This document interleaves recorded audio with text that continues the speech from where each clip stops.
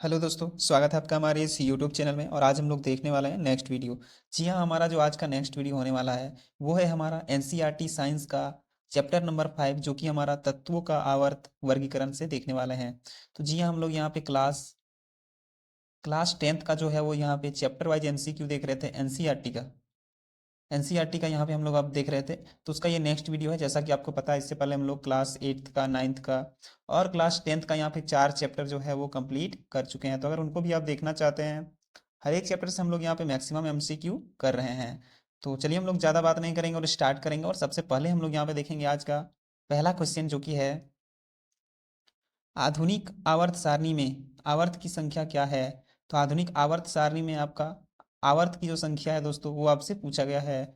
तो 7 जो है वो यहाँ पे आवर्त की संख्या हो जाएगी। और आपको ये भी बता दें कि वर्गों की संख्या जो है वो आपकी 18 हो जाएंगी। इसको भी आप याद रखें। नेक्स्ट क्वेश्चन है, समूह में ऊपर से नीचे जाने पर परमाणु के आकार में क्या परिवर्तन होता है। तो परमाणु आकार में क्या परिवर्तन होगा अगर हम लोग आवर्त सारणी में ऊपर से नीचे की ओर आते हैं। तो इसमें जो है वो परमाणु का साइज बढ़ता है। ऑप्शन नंबर ए, इसको आप याद रखिए। नेक्स्ट है हमारा क्वेश्चन नंबर 3, आवर्त सारणी में किसी वर्ग में ऊपर से नीचे आने पर धात्विक गुण क्या होते हैं। तो ऊपर से अगर नीचे आते हैं तो धात्विक गुण क्या होते हैं। तो ये भी आपका जो है वो बढ़ता है। नेक्स्ट है हमारा क्वेश्चन नंबर 4, तो वर्ग एक के तत्व क्या कहलाते हैं। तो वर्ग एक के जो तत्व हैं वो आपके क्षार धातु कहलाते हैं। और वर्ग दो के जो है वो क्षार ये मृदा धातु कहलाते हैं। इसको भी आप याद रखिए। नेक्स्ट है हमारा क्वेश्चन नंबर 5। तो क्वेश्चन नंबर 5 है, द्वितीय आवर्त में द्वितीय आवर्त में तत्वों के लिए कौन सा सेल बाह्यतम सेल है। तो इसका सही आंसर हो जाएगा आपका एम सेल, ऑप्शन नंबर सी। नेक्स्ट है हमारा क्वेश्चन नंबर 6। क्वेश्चन नंबर 6 है, एक पिकोमीटर कितने के बराबर होता है। तो यहाँ पे देख सकते हैं 10⁻⁻12 मीटर हो जाएगा आपका एक पिकोमीटर बराबर। उसके बाद नेक्स्ट है क्वेश्चन नंबर 7। तो आधुनिक आवर्त सारणी में क्षैतिज कतारों की संख्या कितनी है। यहाँ पे ये आपसे पूछा गया है। तो क्षैतिज कतार आपका इस तरह का जो है दोस्तों, वो आपसे पूछा गया। तो ये आपका 7 हो जाएगा, ऑप्शन नंबर बी। आवर्त की बात की जा रही है यहाँ पे। नेक्स्ट है आपका क्वेश्चन नंबर 8। तो आवर्त सारणी में कितने वर्ग हैं। तो आवर्त सारणी में कितने वर्ग हैं आपको हम अभी थोड़ा देर पहले बताए हैं। तो उसमें जो है वो 18 यहाँ पे वर्ग हो जाएंगे, जो कि आपके इस तरह से जो यहाँ पे दिया हुआ है दोस्तों, इसको आप याद रखिएगा। पोर्ट्रेट जो है वो दिया हुआ है, उसी को हम लोग यहाँ पे वर्ग कहते हैं। उसके बाद नेक्स्ट है क्वेश्चन नंबर 9। क्वेश्चन नंबर 9 है यहाँ पे, आवर्त सारणी के प्रथम वर्ग के सदस्य हैं। तो प्रथम वर्ग के जो सदस्य हैं उन्हें हम लोग क्षारीय धातु कहते हैं। नेक्स्ट है क्वेश्चन नंबर 10, आधुनिक आवर्त सारणी में तत्वों के वर्गीकरण का आधार क्या माना गया है। जो आधुनिक जो मॉडर्न पीरियोडिक टेबल है, उसमें तत्वों का वर्गीकरण का आधार क्या माना गया है। तो परमाणु संख्या माना गया है। नेक्स्ट है हमारा क्वेश्चन नंबर 11, आवर्त सारणी के शून्य समूह के तत्व हैं। तो शून्य समूह के तत्व कौन से हैं यहाँ पे आवर्त सारणी में। तो इसका सही आंसर हो जाएगा हीलियम समूह। जी हाँ, हीलियम समूह जो हो जाएगा वो आपका शून्य समूह कहलाता है।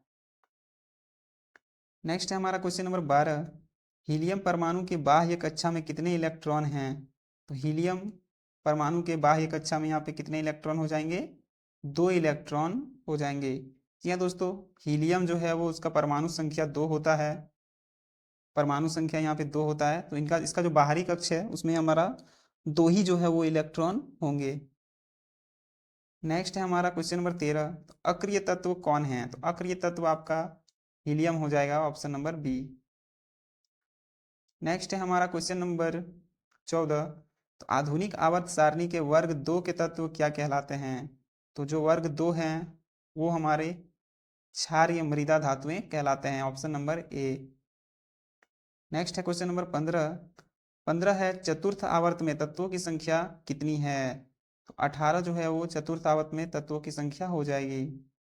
नेक्स्ट है हमारा क्वेश्चन नंबर 16, आधुनिक आवर्त सारणी के षष्टम आवर्त में तत्वों की संख्या होगी। तो 32 जो है वो यहाँ पे इसका सही आंसर हो जाएगा। नेक्स्ट है क्वेश्चन नंबर 17, वर्ग 2 के तत्व क्या कहलाते हैं? तो क्षारीय मृदा धातुएं कहलाती हैं। नेक्स्ट है क्वेश्चन नंबर 18, वर्ग 17 के तत्व क्या कहलाते हैं? तो वर्ग 17 के जो तत्व हैं वो हेलोजन, जी हाँ, हेलोजन तत्व कहलाते हैं। नेक्स्ट है हमारा क्वेश्चन नंबर 19, वर्ग 1, 2 और 13 से 17 तक के सभी तत्व कहे जाते हैं? तो प्रतिनिधि तत्व कहे जाते हैं, ऑप्शन नंबर सी।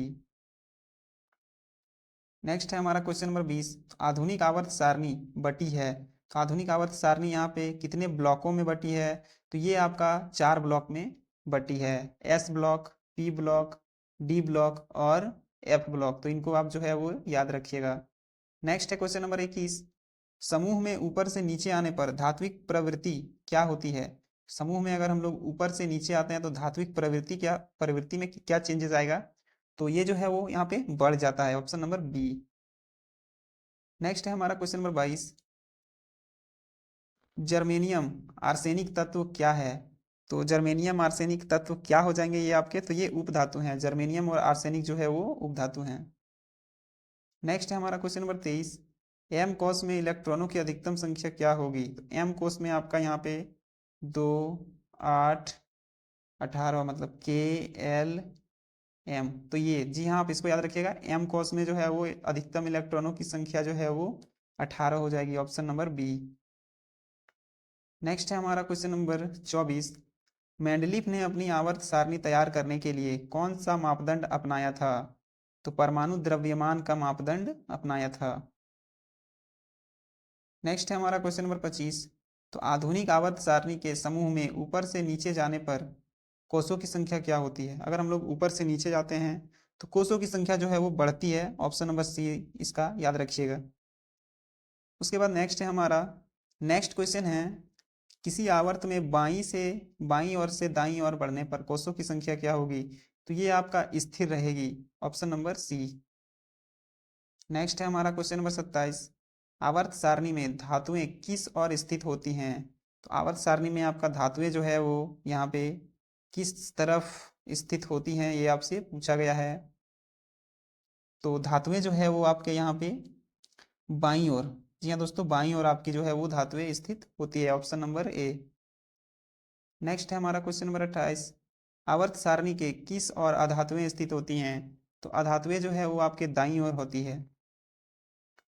नेक्स्ट है क्वेश्चन नंबर 29, दूसरे आवर्त में कितने तत्व हैं? तो दूसरे आवर्त में आपके 8 तत्व हो जाएंगे। नेक्स्ट है हमारा क्वेश्चन नंबर 30, तो आवर्त सारणी में बाईं से दाईं ओर जाने पर प्रवृत्तियों के बारे में कौन सा कथन असत्य है? तो इलेक्ट्रॉन त्याग करने की प्रवृत्ति बढ़ती है, ये आपका जो है वो गलत हो जाएगा। बात बाकी देख सकते हैं यहाँ पे, बाईं से दाईं जाने पर ऑक्साइड अम्लीय होते हैं और तत्वों के धात्विक प्रवृत्ति घटती है और संयोजकता इलेक्ट्रॉनों की संख्या बढ़ती है। नेक्स्ट है यहाँ पे क्वेश्चन नंबर 31, आवर्त सारणी के 18वें समूह में स्थित तत्व क्या कहे जाते हैं? तो निष्क्रिय तत्व, निष्क्रिय तत्व जो है वो 18वें समूह को कहा जाता है। उसके बाद नेक्स्ट है क्वेश्चन नंबर 32, तो सबसे पहले प्लेटिनम को उत्प्रेरक के रूप में पहचानने वाला कौन था? तो प्लेटिनम को उत्प्रेरक के रूप में पहचानने वाला सबसे पहला डोबेराइनर था, ऑप्शन नंबर सी। नेक्स्ट है क्वेश्चन नंबर 33, निम्न में से कौन सा समूह डोबेराइनर का त्रिक बनाता है? तो यहाँ पे देख सकते हैं, कैल्शियम, स्ट्रोंशियम और बेरियम, ऑप्शन हो जाएगा। नेक्स्ट है क्वेश्चन नंबर 34, यहाँ देख सकते हैं क्लोरीन और आयरन जो है वो, ये आपके परमाणु द्रव्यमान क्रमशः 35.5, 79.9 और 126.9 है। क्या ये समूह, तो ये समूह जो है वो आपका त्रिक है, इसको आप याद रखिएगा, डोबेराइनर का ये त्रिक हो जाएगा। नेक्स्ट है हमारा क्वेश्चन नंबर 35, तो आवर्त सारणी के प्रारंभिक विकास में किसका प्रमुख योगदान रहा है? तो आवर्त सारणी के प्रारंभिक विकास में आपका मेंडलीव का जो है वो प्रमुख योगदान रहा था। नेक्स्ट है हमारा क्वेश्चन नंबर 36, तो मेंडलीव के आवर्त सारणी में किन तत्वों को उचित स्थान पर रखने पर कठिनाई उत्पन्न हुई? तो भारी तत्वों को, ऑप्शन नंबर ए।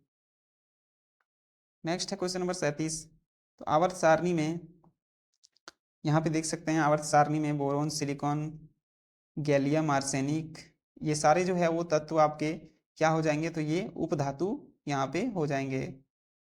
टोटल जो है वो यहाँ पे 7 उपधातु, सातों के नाम यहाँ पे दिए हुए हैं। नेक्स्ट है हमारा क्वेश्चन नंबर 38। तो निम्न में से कौन क्षार धातु नहीं है?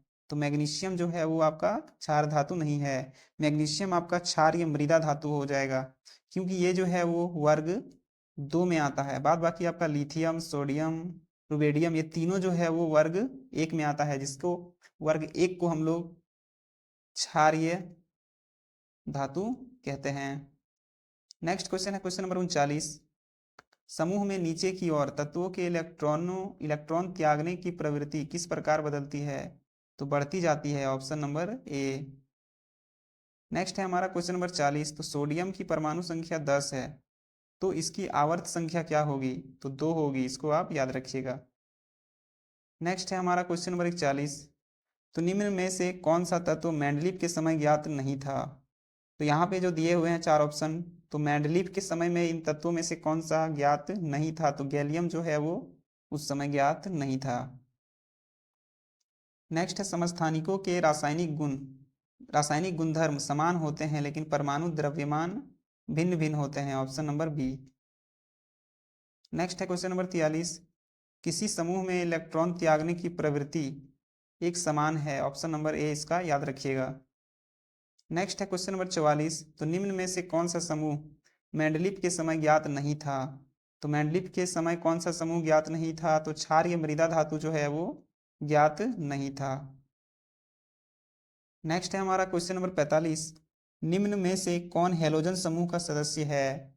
तो बेरियम जो है वो आपका हैलोजन समूह का सदस्य हो जाएगा। नेक्स्ट है क्वेश्चन नंबर 46। अभी तक ज्ञात तत्वों की संख्या क्या है? तो अभी तक आपके 118 जो है वो तत्व यहाँ पे ज्ञात किए जा चुके हैं। नेक्स्ट है क्वेश्चन नंबर 47। तो निम्न में से किस तत्व के लिए मेंडलीफ ने अपनी सारणी में खाली स्थान छोड़ा था? तो लेड के लिए जो है वो खाली स्थान छोड़ा था। नेक्स्ट है क्वेश्चन नंबर 48। आवर्त सारणी के समूह में ऊपर से नीचे जाने पर संयोजकता इलेक्ट्रॉनों की संख्या क्या होती है? तो ये स्थिर रहती है। नेक्स्ट है आपका क्वेश्चन नंबर 49। तो मेंडलीफ के आवर्त सारणी में क्षैतिज कतारों को क्या कहा जाता है? क्षैतिज कतारों को आवर्त कहा जाता है। इस तरह से आपका जो है वो हॉरिजॉन्टल रहता है। नेक्स्ट है क्वेश्चन नंबर 50। तो मेंडलीफ के आवर्त सारणी की प्रथम कमी क्या थी? तो हाइड्रोजन को सही स्थान ना देना, ऑप्शन नंबर बी।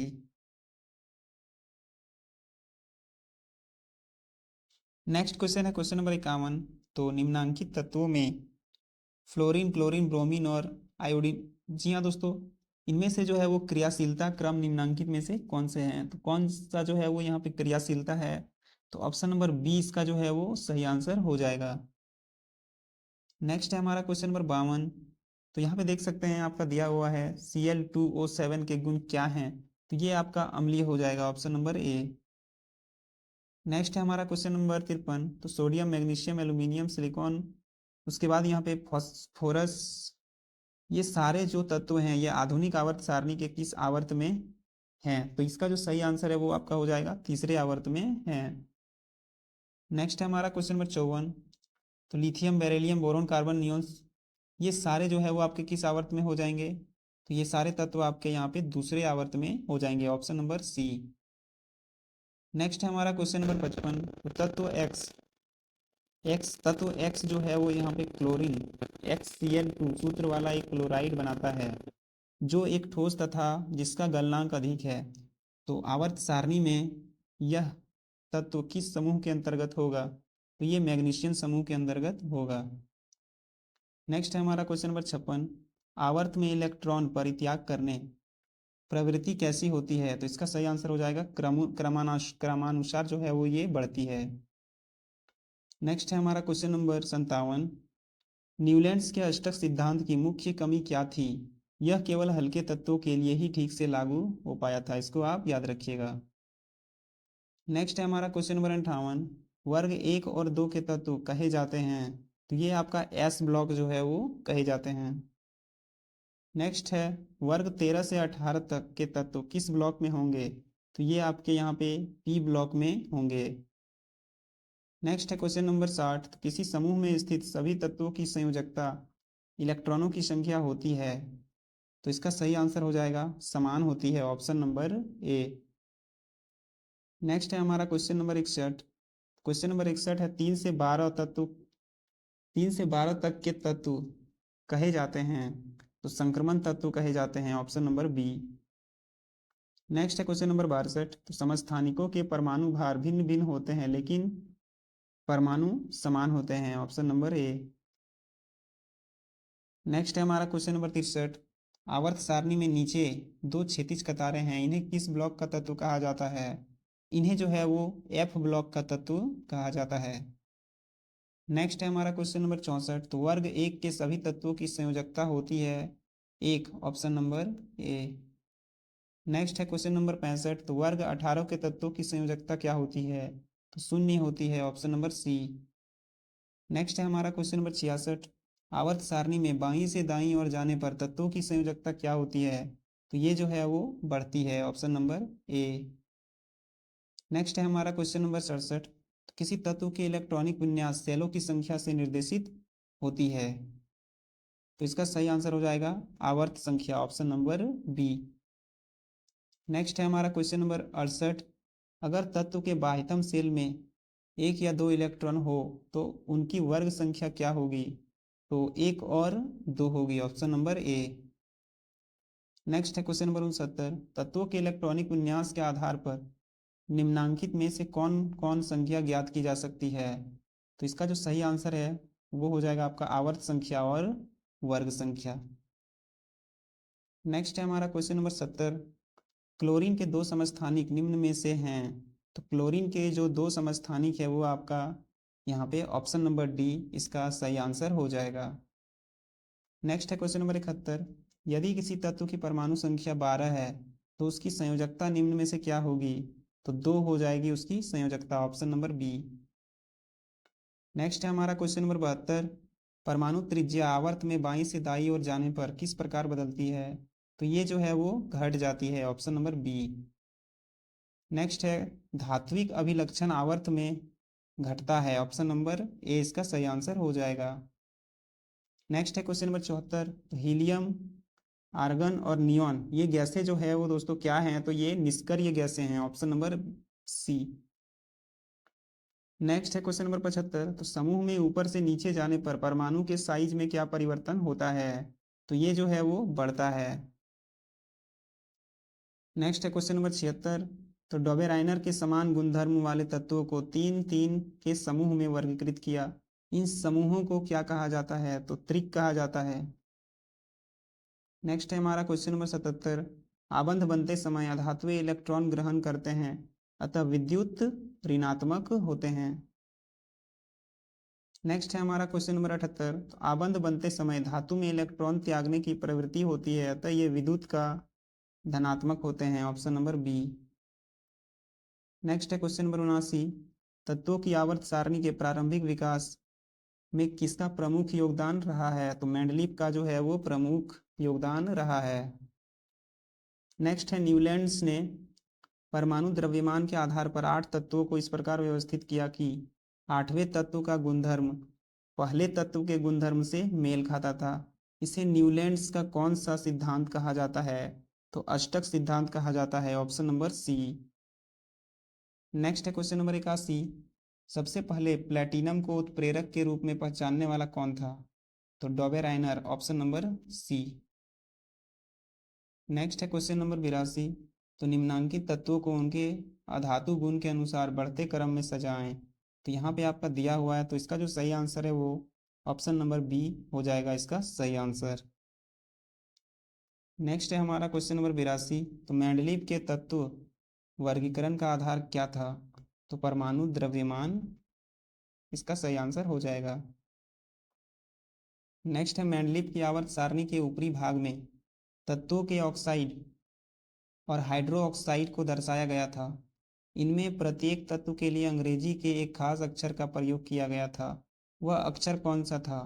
तो R, option number A. Next है क्वेश्चन नंबर 84। तो मेंडलीव ने अपनी आवर्त सारणी तैयार करने के लिए कौन सा मापदंड अपनाया? तो परमाणु द्रव्यमान का मापदंड अपनाया था। नेक्स्ट है क्वेश्चन नंबर 85। तो निम्न में से कौन सा तत्व मेंडलीव के समय ज्ञात नहीं था? तो बोरोन जो है वो मेंडलीव के समय ज्ञात नहीं था। नेक्स्ट है क्वेश्चन नंबर 86। तो तत्वों के वर्गीकरण का मुख्य श्रेय निम्न में से किसको मिला? तो मोजले को मिला, ऑप्शन नंबर डी।